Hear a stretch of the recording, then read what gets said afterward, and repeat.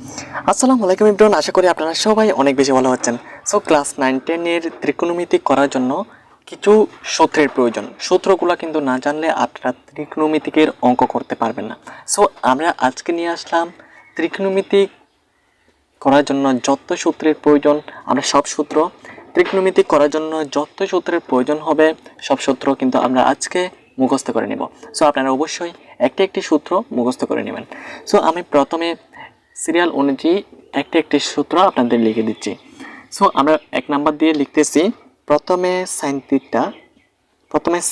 Theta সমান সমান আমরা লিখতেছি 1/cosec থিটা। প্রথমে আমরা সাইন থিটা সমান সমান লিখেছি 1/cosec থিটা। তারপর এখন আমরা লিখব cos থিটা সমান সমান 1/sec থিটা। এটা দিচ্ছি আমরা 2 নাম্বার। cos থিটা সমান সমান 1/sec থিটা।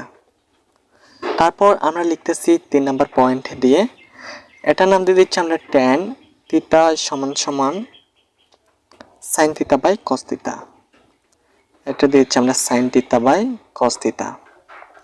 তারপর আমরা 4 নম্বরে যে পয়েন্টটা নিচ্ছি সেটা হচ্ছে cot থিটা সমান সমান cos theta by sin theta.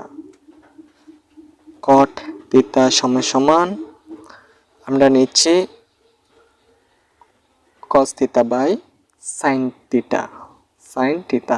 আরেকটা হচ্ছে cot থিটার সূত্র, সেটা হচ্ছে cot থিটা সমান সমান 1/tan থিটা। এখন আমরা 6 নাম্বার পয়েন্টে নিচ্ছি। আমরা 6 নাম্বার পয়েন্টে নিচ্ছি এখন sin square theta plus cos square theta সমান সমান 1। তারপর আমরা 7 পয়েন্টে নিচ্ছি। তারপর আমরা 7 নাম্বার পয়েন্টে নিচ্ছি sec square theta minus tan square theta সমান সমান 1। তাহলে আমরা এখন নিচ্ছি 8 নাম্বার পয়েন্টে। 8 নাম্বার পয়েন্টে নিচ্ছি আমরা cosec square theta minus cot square theta সমান সমান 1।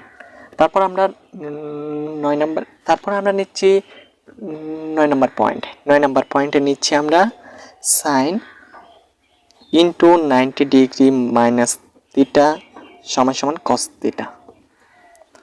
তারপর আমরা 10 নাম্বার পয়েন্টে নিচ্ছি cos into 90 degree minus theta সমান সমান sin থিটা। তারপর আমরা 11 নম্বর পয়েন্টে নিচ্ছি tan into 90 degree minus theta সমান সমান cot থিটা। আমরা 12 নম্বর পয়েন্টে নিচ্ছি এখন cot into 90 degree minus theta সমান সমান tan থিটা। আমরা এখন 13 নাম্বার পয়েন্টে নিচ্ছি sec into 90 degree minus theta into cosec theta. So বন্ধুরা, আমরা আজকে যে সূত্রগুলো নিয়েছি এই সূত্রগুলো কিন্তু ক্লাস 9-10 এর জন্য অনেক ইম্পর্টেন্ট। সো আপনারা অবশ্যই এই সূত্রগুলো যদি মুখস্থ করে নেন তাহলে আপনাদের ত্রিকোণমিতিক করা ইজি হয়ে যাবে। ত্রিকোণমিতিকের সকল অঙ্ক কিন্তু আপনারা পারবেন। সো বন্ধুরা, আজ এ পর্যন্তই। সবাই ভালো থাকবেন, সুস্থ থাকবেন এবং এই ক্লাসটা শেয়ার করবেন। আপনারা অবশ্যই খাতা কলম নিয়ে এটা প্র্যাকটিস করবেন এবং মুখস্থ করবেন।